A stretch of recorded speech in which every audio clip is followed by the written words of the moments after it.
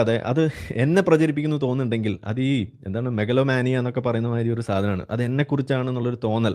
അതിന്റെ പ്രശ്നമാണത്. അത് തിരുത്തിയാ മതി. അത് നമ്മൾ പണ്ട് നല്ല അബ്ദുള്ള ബാസിൽ ക്ലാസ് എടുത്ത് തന്നിട്ടുണ്ടല്ലോ, ലിയാഖത്തിന് അങ്ങനെ ഒരു പ്രശ്നം ഉണ്ടെന്നുള്ളത്. അപ്പോൾ ലിയാഖത്ത് ആ ക്ലാസ് ഒന്നുകൂടി ഒന്ന് കേട്ട് കഴിഞ്ഞാൽ കാര്യം പിടികിട്ടും. ഇതെല്ലാം എന്നെക്കുറിച്ച് പറയുന്നു എന്നുള്ളൊരു തോന്നൽ. ലിയാഖത്തെ ഞാൻ ചെറിയൊരു കാര്യം പറയുന്നത് അർജന്റല്ല ഒരു എളുപ്പം കേട്ടാൽ മതി. പിന്നെ എനിക്ക് കഴിഞ്ഞ ദിവസം ഒരാള് നിങ്ങളൊരു വീഡിയോയും അതുപോലെ അതിന്റെ ഒരു ടൈം സ്റ്റാമ്പും ഒരു ചെറിയൊരു ഭാഗം കേൾക്കാൻ വേണ്ടി അയച്ചതാണ്. പിന്നെ ഞാൻ പുതിയ വീഡിയോസ് കാണാറില്ലായിരുന്നു. അപ്പോൾ ഈ ഭാഗം ഞാൻ കണ്ടപ്പോ അതിൽ ചെറിയ ചില കാര്യങ്ങളൊക്കെ സൂചിപ്പിച്ചാൽ വന്നാന്ന് തോന്നി. അവര് പറഞ്ഞ കാര്യങ്ങൾക്ക് മറുപടി എന്നല്ല ഈ വോയിസ് അയക്കുന്നത്. ജസ്റ്റ് ആ കാര്യങ്ങൾ വിശദീകരിച്ചാൽ പിന്നെ നിങ്ങളുടെ പേഴ്സണൽ ആയിട്ടുള്ള ഒരു കാര്യത്തിന് ഉപകാരപ്പെടുമെന്നുള്ള നിലക്കാണ്. അപ്പൊ അതൊരു മറുപടിയായിട്ടൊന്നും വിചാരിക്കരുത്. പേഴ്സണൽ ആയിട്ടുള്ള ഒരു ഇതായിട്ട് കണ്ടാൽ മതി. ആയിക്കോട്ടെ, ഞാൻ അത് അടുത്ത ദിവസം മനസ്സിലായി. ഞാൻ കണ്ട ഭാഗത്തുള്ളത് അതിൽ അപ്പുറത്ത് പറഞ്ഞൊക്കെ ഉള്ളത് അറിയില്ല. കുറച്ച് ഭാഗം ഞാൻ കണ്ടത് കണ്ട ഭാഗത്തുള്ള എന്താ വെച്ചാല് രണ്ട് കാര്യങ്ങളുള്ളത്. ഒന്ന് മറ്റേ ഞങ്ങളുടെ ഒരു വീഡിയോ ഉണ്ടല്ലോ ജിഹാദുമായി ബന്ധപ്പെട്ട ഞാൻ ജിഹാദിയാണ് എന്ന് ആദ്യം ടൈറ്റിൽ കൊടുത്ത, പിന്നെ ജിഹാദ് തെറ്റിദ്ധരിപ്പിക്കപ്പെടുന്ന വിധം എന്ന് പറയുന്ന ആ ഒരു സംഭവം അതിനെ കുറിച്ച് പറയുന്നതാണ്. അപ്പോൾ ഞങ്ങൾ ആദ്യം ശരി ഞങ്ങൾ പറഞ്ഞതുപോലെ ആ ഒരു ടൈറ്റിലാണ് കൊടുത്തത്. പിന്നെ അത് നിങ്ങൾ അന്നൊരു രാത്രി ലൈവ് വെച്ചു, അതിൽ ഇത് നാളെ മറുപടി പറയുമെന്ന് പറഞ്ഞു. അപ്പൊ ഞങ്ങള് തമ്മിൽ മാറ്റി എന്നൊക്കെ പറഞ്ഞു. സത്യം പറഞ്ഞാൽ ഞങ്ങള് എന്താ പറയാ, ഞങ്ങളെ വിശ്വസിക്കാൻ അങ്ങനെ പറയേണ്ട അറിയില്ല. വല്ലാഹി എന്നൊക്കെ പറഞ്ഞാൽ ഞങ്ങൾ എന്തായാലും പിന്നെ കളവ് പറയാറില്ല. അപ്പൊ വല്ലാഹി എന്ന് പറയാണ് ഞങ്ങളുടെ വീഡിയോസ് ഞാൻ കണ്ടിട്ടില്ല, ഞങ്ങളുടെ ടീമിൽ ഒരാളും കണ്ടിട്ടില്ല. അന്നത്തെ ലൈവിൽ നിങ്ങളെ ഈ വിഷയം പറഞ്ഞതോ നിങ്ങളെ ഈ വിഷയം സൂചിപ്പിച്ചതോ ഒന്നും ഞങ്ങളുടെ ചർച്ചയിലും വന്നിട്ടില്ല. ഞങ്ങളാരും കണ്ടിട്ടില്ല. അങ്ങനത്തെ സംഭവമേ ഞങ്ങൾ ശ്രദ്ധിച്ചിട്ടില്ല. ഞങ്ങൾ പറഞ്ഞിട്ടുണ്ടാവും ശരിയാണ്, പക്ഷെ ഞങ്ങളാരും കണ്ടിട്ടില്ല. ആ തമ്മിൽ മാറ്റാനുള്ള കാരണം അതുമല്ല. അപ്പോ ഞാൻ അങ്ങനെ പറഞ്ഞത് കൊണ്ട് കിട്ടിയത് മാറ്റി എന്നൊക്കെ പറയുന്നത് കേട്ടപ്പോ ഭയങ്കര പിന്നെ രസം തോന്നി. അപ്പൊ വെച്ചാല് അത് ഞങ്ങളുടെ ഇടയിൽ ചർച്ച വന്നിട്ട് പിന്നെ പ്രൊവക്കേറ്റീവ് ആയിട്ടുള്ള ഒരു ടൈറ്റിൽ. കാരണം വെച്ചാൽ ഞങ്ങളുടെ വ്യൂവേഴ്സ് ഇപ്പൊ ഞങ്ങൾ നോക്കുമ്പോൾ ഒരുപാട് നോൺ മുസ്ലിംസ് ആയിട്ടുള്ള കുറച്ച് നിഷ്പക്ഷമായിട്ടുള്ള ആളുകളൊക്കെ ഇങ്ങനെ കണ്ടുവരുന്നുണ്ട്. അപ്പൊ ഒരു പ്രൊവക്കേറ്റീവ് ടൈറ്റിൽ അല്ല ഇപ്പൊ നല്ലത്. പ്രത്യേകിച്ചും ജിഹാദ് പോലുള്ള വിഷയങ്ങളിൽ കുറച്ചും കൂടി അവരുടെ തെറ്റിദ്ധാരണ മാറ്റാൻ പറ്റുന്ന രൂപത്തിലുള്ള ഒരു അവർക്ക് ക്ലിക്ക് ചെയ്യാൻ തോന്നുന്ന രൂപത്തിലുള്ള ടൈറ്റിലും തമ്മിലൊക്കെയാണ് ആ വിഷയങ്ങളിൽ വേണ്ടത് എന്ന രൂപത്തിൽ ചർച്ച വന്നപ്പോൾ അത് ഞങ്ങൾ അങ്ങനെ ഇന്റേണലി അങ്ങനെ ഒരു പിന്നെ ചർച്ച വന്നപ്പോൾ മാറ്റിയതാണ്. അല്ലാതെ അത് നിങ്ങളെ വീഡിയോ ഇപ്പൊ നിങ്ങൾ പറഞ്ഞതോ പിന്നെ വേറെ എന്തൊക്കെ നിങ്ങൾ പറഞ്ഞിട്ടുണ്ടോ ഒന്നും അറിയാം. ഇന്നലെ ഈ ഭാഗം കണ്ടപ്പോഴാണ് ഇങ്ങനെയൊക്കെ ഒരു സംഭവം ഉള്ളതായിട്ടാണ് അറിഞ്ഞത്. അതൊരു വിഷയം. പിന്നെ വേറൊരു വിഷയം അതെ അതിനാണ് കുറച്ചായിട്ട് കണ്ടത് വെച്ചാല് പിന്നെ ബിസിനസ് സ്റ്റുഡൻസിന്റെ ഒരു സമ്മേളനം ഉണ്ടല്ലോ, അതില് അതിന്റെ സ്ലോഗൻ ധർമ്മസമരത്തിന്റെ വിദ്യാർത്ഥി കാലം എന്ന് പറഞ്ഞു. അതും നിങ്ങളെന്തോ ലൈവ് നടത്തിയത് കൊണ്ടും നിങ്ങൾ ജിഹാദുമായി ബന്ധപ്പെട്ടുകൊണ്ട് എന്തോ പറഞ്ഞത് കൊണ്ടൊക്കെയാണ് ധർമ്മസമരം എന്ന് കൊടുത്തത് എന്നൊക്കെ പറയുമ്പോ ശരിക്ക് നിങ്ങൾ ഒന്ന് ആലോചിക്കണ്ടേ. ശരിക്കും പറഞ്ഞാല് ഇത് ഒരു സംഘടനയുടെ ഒരു സമ്മേളനമാണ്. അതിന്റെ ചർച്ചകളൊക്കെ എത്ര മാസങ്ങളായിട്ട് നടക്കുന്നുണ്ടാവും. അതിന്റെ സ്ലോഗൻ ആണെങ്കിലും ഡേറ്റ് ആണെങ്കിലും ഒരുപാട് മാസങ്ങൾക്ക് മുമ്പേ തുടങ്ങിയിട്ടുള്ള ചർച്ചയും ഇതൊക്കെയാണ്. നിങ്ങളുടെ ലൈവൊന്നും ഞാൻ എനിക്ക് തോന്നില്ല സംഘടനയിൽ ഒരാൾ പോലും കാണുന്നുണ്ടാവുന്നത് എനിക്ക് തോന്നില്ല. അപ്പോ അതിനൊക്കെ ഇനി കാണുന്നുണ്ടെങ്കിൽ തന്നെ അതിനൊക്കെ എത്രയോ മുമ്പേ തീരുമാനമായി പോയ ടൈറ്റിലും സ്ലോഗനൊക്കെയാണിത്. അപ്പോ അതും നിങ്ങളായിട്ടൊന്നും ഒരു ബന്ധമില്ല. ശരിക്കും ഞാൻ സത്യസന്ധമായിട്ടും ആത്മാർത്ഥമായിട്ടും പറയണം, നിങ്ങളായിട്ടൊന്നും ഒരു ബന്ധമില്ല അതിന്റെ ടൈറ്റിലിനോ അതിന്റെ കാര്യങ്ങൾക്കോ. എന്ന് വെച്ചാൽ ഒന്ന് മൊറാലിറ്റി വേണം, ധർമ്മം എന്ന് പറയുന്നത് വരണം, അതുപോലെ തന്നെ ഒരു വിപ്ലവാത്മകമാകണം. നിങ്ങൾ ധർമ്മസമരം എന്ന് കൊടുക്കുന്നു. പിന്നെ സ്വാഭാവികമായിട്ട് വിദ്യാർത്ഥി സംഘടന വിദ്യാർത്ഥി കാലം എന്നുള്ളത്. അപ്പൊ അങ്ങനെ 3 തീമുകൾ വരണം എന്നുള്ളതാണ് ഇതിലുള്ളത്. ധർമ്മസമരത്തിന്റെ വിദ്യാർത്ഥി കാലം എന്ന് പറഞ്ഞൊരു ടൈറ്റിൽ കൊടുത്തത്. അപ്പൊ അതായിട്ട് നിങ്ങളായിട്ടൊരു ബന്ധമില്ല. പിന്നെ ജിഹാദിന്റെ മറ്റൊരു പിന്നെ പദമാണ് ധർമ്മസമരം. തീർച്ചയായും പക്ഷെ നമ്മള് പൊതുവെ ഇവിടെ നോക്കിയാൽ മതി. എംഎസ്എഫിന്റെ ആണെങ്കിലും മുജാഹിദ് സംഘടനകളുടേതാണെങ്കിലും നമ്മൾ ഈ സ്ലോഗനുകളിൽ അറബി പദങ്ങൾ പൊതുവെ വരാറില്ല. എവിടെയെങ്കിലും പണ്ടിലേക്ക് വന്നിട്ടുള്ള കാര്യം. പക്ഷെ പൊതുവെ മലയാള പദങ്ങളാണ് ഉപയോഗിക്കാറുള്ളത്. അതും ഈ പറഞ്ഞ തീമുകൾ വേണമെന്നുള്ള ഉദ്ദേശത്തിലാണ് അങ്ങനെ ചെയ്യുന്നത്. ഇത് എത്രയോ മാസങ്ങൾക്ക് മുമ്പേ ചർച്ച നടന്നതും കഴിഞ്ഞ മാസക്കാലം തീരുമാനമായതുമാണ് ഈ ടൈറ്റിലൊക്കെ. അപ്പോ അതൊക്കെ നിങ്ങളെ ബന്ധപ്പെട്ടത് എന്ന് തോന്നുന്നുണ്ടെങ്കിൽ അത് ഭയങ്കരമായ ഒരു പ്രശ്നമാണ്. അപ്പൊ ഞാൻ പറഞ്ഞതെന്ന് വെച്ചാൽ ഇതൊന്നും എക്സ്പ്ലെയിൻ ചെയ്യാൻ വേണ്ടിയിട്ടല്ല, ഇതൊന്നും നിങ്ങൾക്ക് മറുപടി പറയാൻ വേണ്ടിയിട്ടില്ല. ഇതൊന്നും ഞാൻ മറുപടി പറയാൻ പോകുന്നില്ല, പബ്ലിക്കായിട്ട് മറുപടി പറയുക ഒന്നും ചെയ്യുന്നില്ല. കാരണം ഒന്നാമത് നമ്മൾ ഈ വ്യക്തിപരമായിട്ടുള്ള കാര്യങ്ങൾക്ക് മറുപടി പറയേണ്ടതാണ് നമ്മുടെ തീരുമാനം. ആശയപരമായിട്ടുള്ളത് മാത്രം പറഞ്ഞു. അതിൽ രണ്ടാമത് മറുപടി പറയുമ്പോൾ അത് ഫുള്ളായിട്ട് വീഡിയോസ് ഒക്കെ ഫുള്ളായിട്ട് കാണുകയും അതിന് മറുപടി പറയുക പാടില്ല. അപ്പൊ അതിനകത്ത് സമയമില്ലാത്തതുകൊണ്ടും പബ്ലിക്കായിട്ട് മറുപടി പറയുന്നില്ല. ഞാനിത് നിങ്ങളോട് ഈ വോയിസ് അയക്കാൻ കാരണം വെച്ചാൽ നിങ്ങൾക്ക് ഇങ്ങനെ ഒരു 2 രൂപത്തിലാവാം. നിങ്ങൾ ഒരുപക്ഷെ പിന്നെ ഈ ആരിഫിന്റെ ഒക്കെ മതി ആൾക്കാരെ പറ്റിക്കാനും അല്ലെങ്കിൽ അങ്ങനെ ആൾക്കാരെ മുമ്പിൽ ഇതാവാനും വേണ്ടി പിന്നെ സ്വയം ആത്മാർത്ഥമില്ലാതെ പറയുന്നതാണെങ്കിൽ കുഴപ്പമില്ല. അത് പിന്നെ ആരിഫ് ചെയ്യുന്ന മാതിരി നിങ്ങൾക്ക് മനസ്സിലാക്കാം. പക്ഷെ നിങ്ങൾ ആത്മാർത്ഥമായിട്ടാണ് നിങ്ങൾക്ക് ഇതൊക്കെ തോന്നുന്നുണ്ടെങ്കിൽ നിങ്ങൾ പറഞ്ഞുകൊണ്ട് തമ്മിലേക്ക് മാറ്റി നിങ്ങൾ എന്താ ഒരു വിഷയം കൈകാര്യം ചെയ്തുകൊണ്ട് പിന്നെ ഒരു സംഘടനയുടെ സ്ലോഗൻ മാറ്റി എന്നൊക്കെ നിങ്ങൾക്ക് ആത്മാർത്ഥമായിട്ട് തോന്നുന്നുണ്ടെങ്കിൽ അത് കാര്യമായ ഒരു സൈക്കോളജിക്കൽ പ്രശ്നമാണ്. കാരണം നമ്മൾ പറയല്ലോ ഈഗോ സെൻട്രിസം അല്ലെങ്കിൽ എന്താ പറയാ സെൽഫ് ഒബ്സഷൻ എന്നൊക്കെ പറയല്ലോ. അപ്പൊ വെച്ചാൽ എല്ലാം ഞാൻ മുഖേനയാണ്, എന്നെ കൊണ്ടാണ്, എനിക്ക് ചുറ്റുമാണ് ലോകം എന്ന രൂപത്തിലുള്ള ഒരു ചിന്ത. അത് ഞങ്ങൾ ഒരു ആക്ഷേപിച്ചോ അങ്ങനെയൊന്നും പറയല്ല. പക്ഷെ അങ്ങനെ നിങ്ങൾക്ക് ആത്മാർത്ഥമായിട്ട് അങ്ങനെ തോന്നുന്നുണ്ടെങ്കിൽ ആ ഒരു പ്രശ്നം നിങ്ങൾക്ക് ഉണ്ടെന്നാണ് എന്റെ അർത്ഥം. കാരണം നിങ്ങൾക്ക് ഒരു ബന്ധമില്ലാത്ത ഒരു കുലബന്ധം പോലും ഇല്ലാന്ന് നമ്മൾ പറയില്ലേ ഒരു പ്രയോഗത്തിൽ, അതുപോലെയുള്ള ഒരു വിഷയമാണ് ഇതൊക്കെ.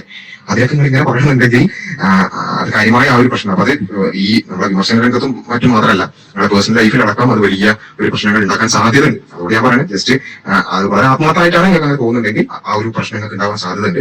അതുകൊണ്ട് ഒന്ന് സൈക്കോളജിസ്റ്റിനോ സൈക്കാട്രിസ്റ്റിനോ കണ്ടാൽ നന്നാവും എനിക്ക് തോന്നുന്നുണ്ട്. പിന്നെ ഇത് പറയുമ്പോൾ ഇത് വേറെ ആർക്കും അയച്ചു കൊടുക്കാൻ വേണ്ടിയിട്ട് ഒന്നുമല്ല, അങ്ങനെ നിങ്ങൾ വിചാരിക്കരുത്. അതുകൊണ്ടാണ് ഞാൻ പറയുന്നത്.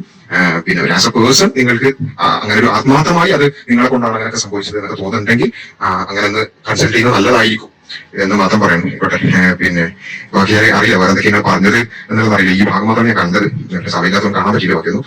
പിന്നെ ഇതേപോലെ ഞങ്ങളായിട്ട് ബന്ധപ്പെട്ടൊക്കെ പേഴ്സണായിട്ടുള്ള ഇങ്ങനെയുള്ള കാര്യങ്ങളൊക്കെ ഉണ്ടെങ്കിൽ ഒന്ന് അത് വീഡിയോ കാണാനുള്ള സമയമില്ല. നിങ്ങൾക്ക് ഇങ്ങനെ ഇത്രയും വലിയ കാര്യങ്ങളൊക്കെ പറയുന്നുണ്ടെങ്കിൽ അതിന് പേഴ്സണായിട്ട് കൂടി അറിയിച്ചാൽ നിങ്ങൾക്ക് അറിയാലോ, നിങ്ങൾക്ക് പറയുന്നുള്ളത് ഇതൊക്കെ ഓരോരുത്തർ അയച്ചു തരുമ്പോൾ നമുക്ക് കാണുന്നത്.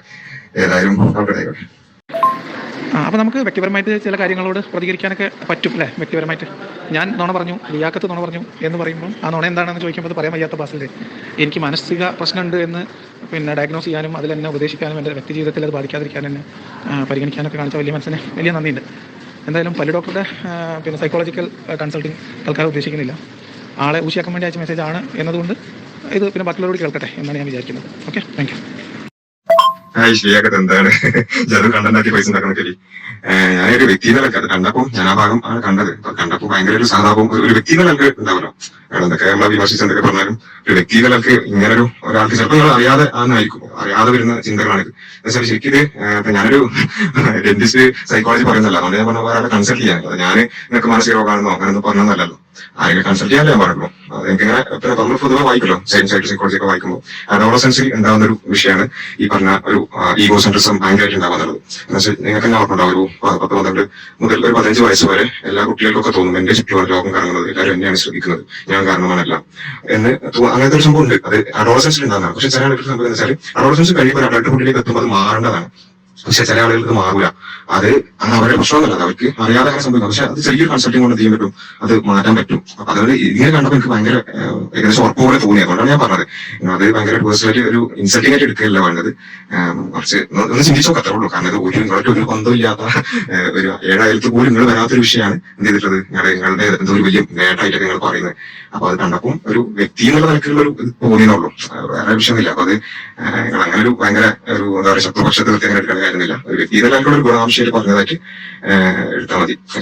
കണ്ടിട്ടാക്കിയാൽ അത് നിങ്ങൾക്ക് തന്നെയാണ് മോശം. കാരണം അത് എന്താ നിങ്ങൾ ചെയ്തോളി. യൂട്യൂബിന്റെ അൽഗോരിതമൊക്കെ അറിയുന്നതാണല്ലോ. അതായത് പറഞ്ഞത് മാത്രം എപ്പോഴെങ്കിലും ഒന്ന് ഒഴിഞ്ഞിരുന്നിട്ട് ആലോചിച്ചിട്ട് പറ്റുമെങ്കിൽ ഒരു കൺസൾട്ടിങ് എടുക്കാൻ നല്ലതാണ്. കാരണം അത്രയും ഒരു ബന്ധമില്ലാത്ത കാര്യമാണ് നിങ്ങളിലേക്ക് ചേർത്ത് പറയുന്നത്.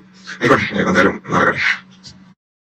അത് മാത്രമല്ല ബാസിലെ, ഞാന് പിന്നെ ഈ എന്നെ പോലെയുള്ള മതവിമർശകർ, ആ മതവിമർശകരുടെ ഇന്റൻഷൻ എന്താണെന്നതിനെ കുറിച്ച് യാതൊരു തെളിവ് അടിസ്ഥാനമില്ലാത്ത നുണകൾ കൃത്യമായി പറഞ്ഞു പ്രചരിപ്പിക്കുകയും വ്യക്തികളെ ടാർഗറ്റ് ചെയ്യും ആശയത്തിൽ തൊടാതിരിക്കുകയും ചെയ്യുക എന്ന നിലപാട് നിരന്തരം സ്വീകരിച്ചുകൊണ്ടിരിക്കുന്നവരാണ് നിങ്ങൾ എന്ന് ഞാൻ പറയുന്നത് UAT ചെയ്യുന്ന പൊതുവിൽ. എന്നിട്ട് നിങ്ങൾ ഉന്നയിക്കുന്ന കുറെ അവകാശവാദങ്ങളുണ്ട്. വിസ്ഡം ഗ്രൂപ്പിന്റെ ഡയലോഗ് സ്റ്റാർട്ട് ചെയ്തതോടുകൂടി ഇസ്ലാം വിമർശകരുടെ കഥ കഴിഞ്ഞു. 10-13 നുണകൾ നമ്മൾ പൊളിച്ചടുക്കിയപ്പോൾ പിന്നീട് അവരുടെ പൊടി പോലും കാണാനില്ല. ഇങ്ങനെയുള്ള ഒരു അടിസ്ഥാനമില്ലാത്ത അവകാശവാദങ്ങൾ ഉന്നയിക്കുമ്പോൾ നിങ്ങൾക്ക് ഇതൊന്നും തോന്നിയില്ല. പിന്നെ ഞാൻ ഈ വീഡിയോയിൽ പരാമർശിച്ച വിഷയങ്ങൾ നിങ്ങൾ അത് കേട്ടത് കൊണ്ടാണ് അങ്ങനെ ചെയ്തതെന്നല്ല. ഞാൻ ആ വീഡിയോ ചെയ്തിരുന്നു, അതിന് തൊട്ടടുത്ത ദിവസം അത് മാറി. അത് നിങ്ങൾ കണ്ടിട്ട് ആലോചിച്ച് തീരുമാനിച്ചാണോ കാണാതെ തീരുമാനിച്ചാണോ എന്നുള്ളത് ഇറലവന്റ് ആണ്. എന്നെ സംബന്ധിച്ച് ഇത് നടന്ന സംഭവമാണ്. ഓക്കെ, ഞാൻ പൊതുവിൽ ഒരു കാര്യത്തിനും അവകാശവാദം എടുത്ത് ഉന്നയിക്കാത്ത ആളാണ്. വ്യക്തിപരമായിട്ട് എന്തെങ്കിലും നേട്ടം എന്ന രീതിയിൽ ഞാൻ എവിടെയും അങ്ങനെ കാര്യമായിട്ട് എടുത്തു പറയാറില്ല. അങ്ങനെ ആവശ്യമില്ല. വ്യക്തികൾ എന്നുള്ള രീതിയിൽ ഇസ്ലാം മതം ഉപേക്ഷിക്കുന്ന ആളുകളുടെ എണ്ണം കൂടി വരുന്നത് ഇവിടെ സ്വന്തം ഇന്ത്യയിൽ മാത്രം ഉണ്ടായതുകൊണ്ടാണ് ഇന്ന് പോലും ഞാൻ അവകാശവാദം ഉന്നയിക്കാത്ത ആളാണ്. ഇത് മാത്രമല്ല അങ്ങനെ പറയാറുണ്ട്. ആളുകൾ വായിക്കുന്നതും പഠിക്കുന്നത് കൊണ്ട് എന്റെ കാഴ്ചപ്പാടനുസരിച്ച് നിങ്ങളുടെ അതിര് കവിഞ്ഞ പ്രബോധന ശ്രമങ്ങളൊക്കെ കൊണ്ടാണ് ഈ ചോദ്യോത്തരവും സ്നേഹ സംവാദം കലാപരിപാടികൾ കൊണ്ടാണ് ആളുകൾ ഇതെന്താണെന്ന് മനസ്സിലാക്കുന്നത്. ഓക്കെ, അത് നമ്മളുടെ വീഡിയോ കേൾക്കുന്നവരും പിന്നെ എഴുത്തുകൾ വായിക്കുന്നവരും ഉണ്ടാവാം. പക്ഷെ അങ്ങനെ ഒരാൾ എഴുത്ത് കണ്ടോ അല്ലെങ്കിൽ എഴുത്ത് വായിച്ചതുകൊണ്ടോ അല്ലെങ്കിൽ ഒരു വീഡിയോ കണ്ടതുകൊണ്ടോ ഒരാൾ ഇസ്ലാം ഉപേക്ഷിക്കുന്നു വിചാരിക്കുന്ന ആളല്ല ഞാൻ. അത്ര മൗഢ്യങ്ങളൊന്നുള്ള ആളല്ല. പിന്നെ ഇത്തരം അവകാശവാദങ്ങൾ ഓരോ ആളുകൾ ഓരോ ടീം അർഹിക്കുന്ന രീതിയിലാണ് അതിലുള്ള പ്രതികരണങ്ങൾ സ്വാഭാവികമായിട്ട് വരിക. ഞാൻ നിങ്ങളോട് നിങ്ങൾ നുണ പറയുന്നു എന്ന് പറയുന്ന ആക്ഷേപം ഉന്നയിച്ചപ്പോൾ നിങ്ങൾ വ്യക്തിപരമായിട്ട് വിളിച്ചത് അതിന് മറുപടി പറയാതിരിക്കാൻ വേണ്ടിയിട്ടാണ്. മീൻസ് വ്യക്തിപരമായിട്ടുള്ള കാര്യങ്ങൾ വ്യക്തിപരമായി തെറ്റിദ്ധാരണയാണ്. നിങ്ങൾക്ക് എന്നോട് ചോദിച്ചല്ലോ, ആ തെറ്റിദ്ധാരണയാണെങ്കിൽ അത് ക്ലിയർ ചെയ്യാൻ, ഞാൻ നുണ പറഞ്ഞിട്ടുണ്ടെങ്കിൽ അത് എന്താണെന്ന് മനസ്സിലാക്കിയിട്ട് ആ നുണയാണെന്ന് എനിക്ക് ബോധ്യമെങ്കിൽ തിരുത്താനും അല്ലെങ്കിൽ അബദ്ധം പറ്റിയാൽ തിരുത്താൻ ഈ ഉദ്ദേശത്തിൽ വിളിച്ച എന്നെ നിങ്ങൾ ഏത് രീതിയിലാണ് ട്രീറ്റ് ചെയ്തത് നിങ്ങൾ ആലോചിച്ചാൽ മതി. ആ കാരണം കൊണ്ടാണ് ആ കോഴിക്കോട് പുറത്തു പറഞ്ഞു വന്നത്. മനസ്സിലായി? അപ്പൊ ഇതൊക്കെ മനസ്സിലാക്കാം. വ്യക്തിപരമായിട്ടും മാന്യമായിട്ടും ഒക്കെ പരസ്പരം സംസാരിക്കാനുള്ള ഒരു അവസ്ഥ ഉണ്ടെങ്കിൽ ആ അർത്ഥത്തിൽ നിങ്ങൾ തയ്യാറാവും. അല്ലാതെ മറ്റുള്ളവരെ ആകെ മൂശിയാക്കിയിട്ട് എന്നിട്ട് അവർ പറയുന്നതിൽ എന്തെങ്കിലും ഒരു പ്രശ്നം നിങ്ങൾക്ക് കുറിക്ക് കൊള്ളുമ്പോൾ മാത്രം വ്യക്തിപരമായി മെസ്സേജ് ചെയ്യുക, അതൊന്നും ശരിയായ രീതിയല്ല. ഓക്കെ, ഫോണിൽ വിളിച്ച് ഞാൻ പറഞ്ഞ നുണകൾ പറയാതിരിക്കാൻ കാരണം ഞാൻ അന്ന് ഫോണിൽ തന്നെ പറഞ്ഞല്ലോ, നിങ്ങൾ എന്നെ ഫോണിൽ വിളിച്ച് എന്നെ കുറിച്ചോ എന്റെ വ്യക്തിപരമായ വിഷയങ്ങളോ എന്റെ കുടുംബത്തിനെ കുറിച്ചോ നല്ല നുണ പറഞ്ഞത്. ഈവൻ എന്നോട് പേഴ്സണലി അല്ല നുണ പറഞ്ഞത്, ഇത് പബ്ലിക്കായിട്ട് പറഞ്ഞ നുണകളാണ്. ആ പബ്ലിക്കായ നുണകൾ ഓഡിറ്റ് ചെയ്യപ്പെടുന്നത് പബ്ലിക്കായിട്ടാണ്. പബ്ലിക്കായിട്ട് വീഡിയോകളിൽ പറഞ്ഞ കാര്യങ്ങൾ നിങ്ങൾ ഫോണിൽ വിളിച്ചിട്ട് പേഴ്സണലി പറഞ്ഞ കാര്യമുണ്ടോ? അപ്പൊ അതുകൊണ്ടാണ് അന്ന് പിന്നെ അവർക്ക് പറയാതിരുന്നത്. അത് ഇനിയും അങ്ങനെ തന്നെയാണ്. നമുക്ക് വിഷയാധിഷ്ഠമായ കാര്യങ്ങൾ പബ്ലിക്കായിട്ട് ഞാൻ പറയുന്നത്. ഇപ്പൊ നമുക്ക് വീഡിയോസ് ഇട്ട് അങ്ങോട്ടും ഇങ്ങോട്ടും പിന്നെ ചെയ്യുന്നത് മുമ്പ് ചെയ്തിട്ടുണ്ട്. അതേപോലെ ഇനി നിങ്ങൾക്ക് നേരിട്ട് തന്നെ വേണം നിർബന്ധമുണ്ടെന്നുണ്ടെങ്കിൽ അത് ഞാൻ പറഞ്ഞല്ലോ ലൈവായിട്ട് പിന്നെ സംവദിക്കാമെന്നും പറഞ്ഞു. അപ്പൊ അത് ആ നിലക്ക് പോട്ടെ, വിശേഷ കാര്യം. പക്ഷേ ഈ പറഞ്ഞ കാര്യം, ഞാനിപ്പോ പറഞ്ഞ കാര്യം ഒരു വീഡിയോ ആയിട്ടോ അല്ലെങ്കിൽ അങ്ങനെ പബ്ലിക്കായിട്ട് പറയുമ്പോൾ അതൊരു മോശമാണ്. കാരണം ഒരു വ്യക്തിനെ ആ നിലക്ക് പറയുന്നത് പോലെയാണ് അത് വരിക. അൾട്ടിമേറ്റ്ലി അതൊരിക്കലും ഒരു ഗുണാംശ ആവില്ല. ഞാൻ പറഞ്ഞാൽ നിങ്ങളുടെ മൊത്തത്തിൽ നിങ്ങളുടെ സംസാരങ്ങൾ അനലൈസ് ചെയ്തപ്പോൾ നിങ്ങളുടെ കാര്യം തോന്നി നിങ്ങളോട് ഒരു പേഴ്സണലി പറഞ്ഞു മാത്രം. നിങ്ങൾ ഭയങ്കര വേറെ രൂപത്തിൽ പേഴ്സണൽ ആയിട്ട് തീർക്കണമെന്നില്ല.